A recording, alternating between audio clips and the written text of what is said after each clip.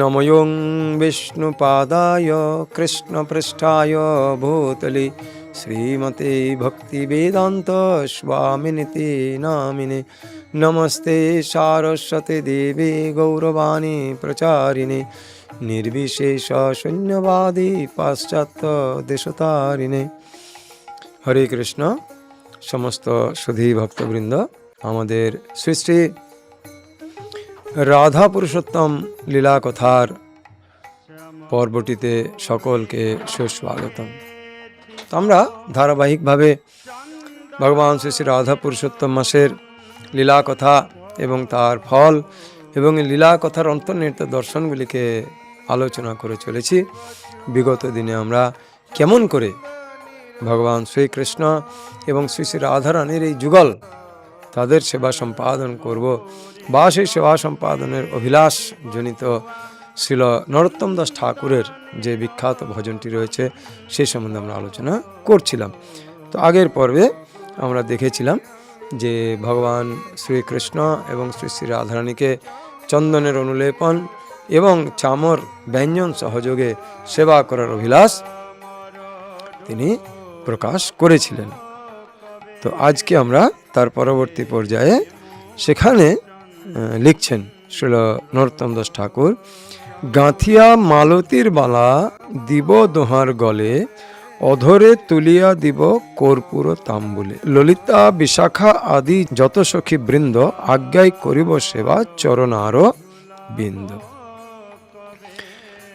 তো এই সময়ে এখন বর্তমানের যে সময়, যে ঋতুকাল, তাতে মালতীর মালা খুব পাওয়া যায়, মালতীর ফুল। তো মালতীর ফুল হচ্ছে ভগবানের অত্যন্ত প্রিয় মালতীর ফুল। তো যখন আমরা দেখেছি বিশ্বপঞ্চক ব্রতের সময় প্রত্যেক দিনে যে এক একটা ফুল দেওয়ার কথা থাকে, তো একটি দিনে 5 দিনের একটি দিনে মালতীর ফুল দেওয়াটা ভগবানের প্রতি এক প্রকৃষ্ট ভজনের অঙ্গ। তো এখানে বলছেন যে গাঁথিয়া মালতীর মালা দিব দোহার গলে, অর্থাৎ আমরা মালতী যেটি তোমার অত্যন্ত প্রিয়, মানে এখানে সখীগণ বলছেন ভগবানকে যে তোমার অত্যন্ত প্রিয় মালতীর ফুল আমরা জানি, তো তাই আমরা এই মালতী ফুল দিয়ে মালা গেঁথে তোমাকে এবং আমাদের প্রিয় সখী রাধারানীকে আমরা পরাবো। আর কি করব না, অধরে তুলিয়া দেব কর্পূর তাম্বুলে, অর্থাৎ তোমাকে আমরা খাওয়াবো খুব ভালো করে, ভালো ভালো। ভগবান শ্রীকৃষ্ণ তো ভালো ভালো খাবার খাওয়ার জন্যেই ব্রজধামে এসেছিলেন। হ্যাঁ, যে যখন সমুদ্র মন্থনে এক কৌতুক কাহিনী রয়েছে, যে সমুদ্র মন্থনের সময় যখন হলাহল বিষ ওঠে, তো তখন ভগবান শ্রীকৃষ্ণ দেবাদিদেব মহাদেবকে বলেছিলেন এইটা তুমি খাও। তো অনেক জায়গায় এরকম কৌতুক বর্ণনা রয়েছে যে ভগবান শ্রীকৃষ্ণ তিনি বলেছিলেন যে আমি এই লীলাতে আমি মাখন, ননি, তারপরে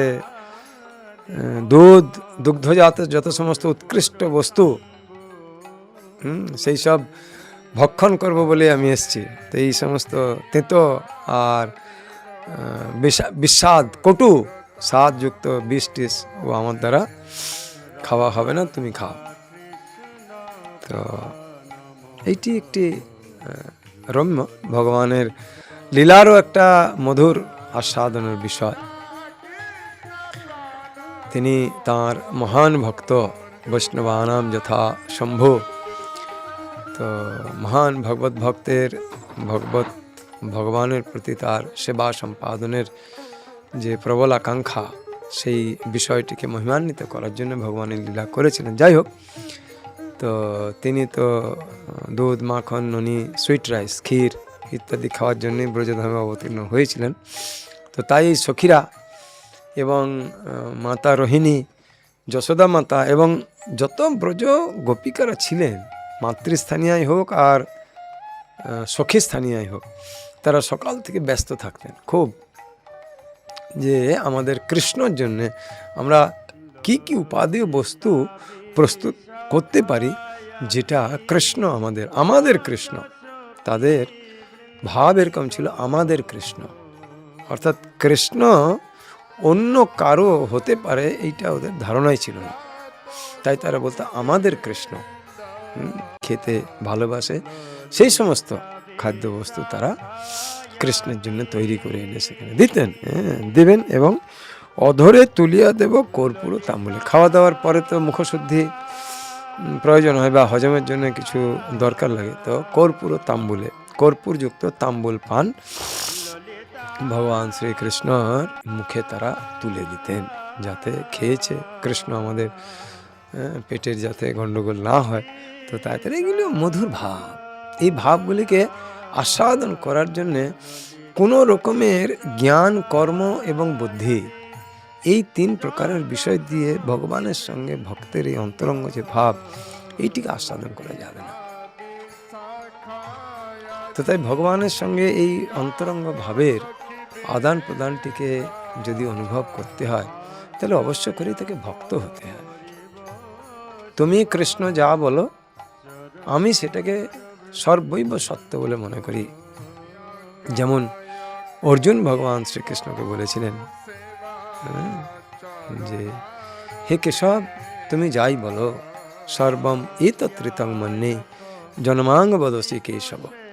শ্রীমদ্ ভগবদ গীতা 10ম অধ্যায়ের 14 নম্বর শ্লোকের প্রথম লাইন, যে হে কেশব, তুমি আমাকে যা বলো সব কিছুই সত্য বলে মনে করি।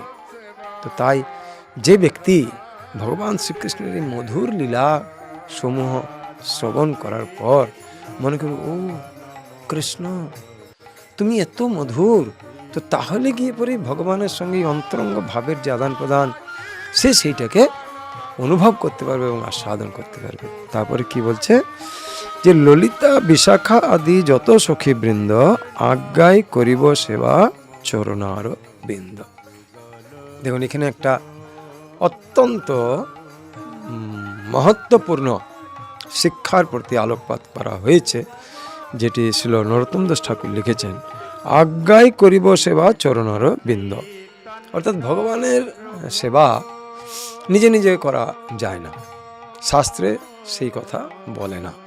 কারণ কি না, ভক্তি হচ্ছে আনুগত্যময়ী, ভক্তি হচ্ছে আনুগত্যময়ী। আমরা ভক্তি রসামৃত সিন্ধুতে, যেটা ভক্তি তত্ত্ব বিজ্ঞানের গ্রন্থ, সেখানে ছিল রূপ গোস্বামী পাদ লিখছেন যে ভক্তি হচ্ছে আনুগত্যময়ী। প্রথম যে শ্লোক, সেই শ্লোকটাই আছে যে অন্যা অভিলাষিতা শূন্যম জ্ঞান কর্মাদি অনাবৃতম আনুকূল্যেন কৃষ্ণানুশীলনম ভক্তির উত্তম। আনুকূল্যেন শব্দের অর্থ হচ্ছে যে আমাদের ভগবত ভক্তি করতে গেলে কারোর না কারোর তত্ত্বাবধানে থেকে করতে হবে। তাই ভক্তি রসামৃত সিন্ধু গ্রন্থে সাধনা ভক্তিযোগের যে 64 প্রকারের অঙ্গের কথা বলা হয়েছে, 64 প্রকারের অঙ্গের প্রথম 3 অঙ্গতেই এইটিকে শ্রীল রূপ গোস্বামী পাদ অত্যন্ত গুরুত্বপূর্ণ বিষয় বলে ব্যাখ্যা করেছেন। সৎ গুরুদেবের চরণাশ্রয় প্রথম, দ্বিতীয় হচ্ছে সেই সদ্গুরুদেবের কাছ থেকে দীক্ষা গ্রহণ, এবং তৃতীয় হচ্ছে সেই সৎ গুরুদেবের তত্ত্বাবধানে থেকে আধ্যাত্মিক বা পারমার্থিক যে সমস্ত নির্দেশাবলীগুলি গুরুদেব দেবেন, সেইগুলিকে নিষ্ঠার সঙ্গে বা ঐকান্তিকতার সঙ্গে পালন করেন। তাহলে এখানে কি বলছে, আজ্ঞায় করিব সেবা চরণারবিন্দ। তাহলে ললিতা, বিশাখা, তুঙ্গবিদ্যা, এই যে যত সমস্ত সখীগণ রয়েছেন, এই সমস্ত সখীগণ কিন্তু ভগবানকে সরাসরি সেবা করার জন্য তারা অধিকারী। তথাপি এখানে কি বলা হচ্ছে না, আজ্ঞায় করিব সেবা চরণারবিন্দ। অর্থাৎ যদি আমাদেরকে সেবা করার জন্যে অনুমোদন করা হয়, দেওয়া হয়, বা আজ্ঞা অর্থাৎ আদেশ করা হয়, তবেই আমরা আপনার সেবা সম্পাদন করতে পারবো। আমরা ভক্তিবিনোদ ঠাকুরের ভগবানের যে ভোগ নিবেদনের যে ভজন আছে, সে ভোগ নিবেদনের ভজনও আমরা একটি বিশেষ লাইন দেখতে পাই, যে যশোমতির আজ্ঞা পাইয়া ধনিষ্ঠা আনিত।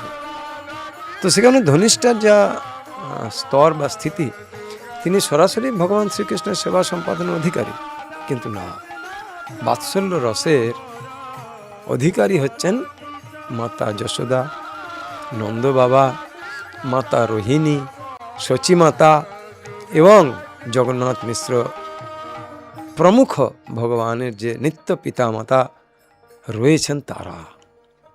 তো তাই যেহেতু বাৎসল্য রসের অধিকারী তারা, তাই যতক্ষণ পর্যন্ত স্তর শ্রীকৃষ্ণের সেবা সম্পাদন করার উপযুক্ত থাকলেও যতক্ষণ না সেই অধিকারী ভক্ত সেবা সম্পাদন করার জন্যে আজ্ঞা প্রদান না করছেন, ততক্ষণ পর্যন্ত সেবা সম্পাদন করা উচিত নয়, বা যদি কেউ সেবা সম্পাদন করে থাকে তো সেইটি কাউন্টিং, অর্থাৎ সেটিকে গ্রহণযোগ্য বলে বিবেচিত হবে না। এইটি হচ্ছে ভগবত ভক্তির মাধুর্য। কারণ কি না, কৃষ্ণ তত্ত্ব বিজ্ঞান হচ্ছে গুরুমুখী বিদ্যা। যতক্ষণ পর্যন্ত গুরুদেব কৃপা পরবশ হয়ে আর তার শিষ্যটির প্রতি কৃষ্ণ প্রেমধন কি করে প্রাপ্ত করতে হয় তার বিদ্যা যতক্ষণ পর্যন্ত তিনি প্রদান না করছেন, ততক্ষণ পর্যন্ত কোনো শিষ্য বা কোনো জীবাত্মা কৃষ্ণ ভক্তি বা কৃষ্ণ প্রেম লাভ করতে সমর্থ হবে না। তো তাই এখানে শ্রীল নরোত্তম দাস ঠাকুর যে আজ্ঞায় শব্দটি ব্যবহার করে যে শিক্ষা দিলেন, আমাদের এই সমস্ত বড় বড় মহোৎসব আমরা পালন করে চলেছি, তাতে আমাদের সেবা সম্পাদনের মনোভাব কেমন হওয়া উচিত এইগুলিকে কিন্তু অত্যন্ত সতর্কতার সঙ্গে মনে রাখতে হবে। তাহলে পরে হবে কি না, ব্রত সম্পাদনের সঙ্গে সঙ্গে ব্রত সম্পাদনের দ্বারা যে ফল উৎপন্ন হয় সেই ফলটা আমরা পূর্ণরূপে পেতে পারব। কিন্তু যদি আমাদের স্বাধীন স্বতন্ত্র, যেটিকে শাস্ত্রের ভাষায় স্বৈরাচারী মনোভাব বলা হয়, সেই ভাবটি যদি প্রকটিত হয়, তাহলে কিন্তু যতই সেবা সম্পাদন করা হোক না কেন, কাঙ্ক্ষিত ফল লাভের আশা কম। তাই দেখুন নরোত্তম দাস ঠাকুরের দাস ভাব, দীনভাব কতখানি। শ্রীকৃষ্ণ চৈতন্য প্রভুর দাসের অনুদাস, সেবা অভিলাষ করে নরোত্তম দাস। তো ভগবান শ্রীকৃষ্ণ চৈতন্য মহাপ্রভু তিনি এই সেব্য এবং সেবক এই দুইটি তত্ত্বকে অনুশীলন করে দেখানোর জন্য জগৎ সংসারে অবতীর্ণ হয়েছিলেন। তো তাই ভগবান শ্রী চৈতন্য মহাপ্রভু হলেন শ্রীকৃষ্ণ এবং সেবক তত্ত্ব, অর্থাৎ কিভাবে ভগবান শ্রীকৃষ্ণের সেবা সম্পাদন করা যায়, সেই সেবা সম্পাদনটি নরোত্তম দাস ঠাকুর তাই তাঁর এই ভজনের মাধ্যমে তিনি বিনীতভাবে দীনহীনভাবে তাঁর কাছে প্রার্থনা করছেন যে তিনি যেন তাকে এই সেবা সম্পাদন করার জন্য অনুগ্রহ করেন। হরে কৃষ্ণ, হরি বল। আজ এই পর্যন্ত।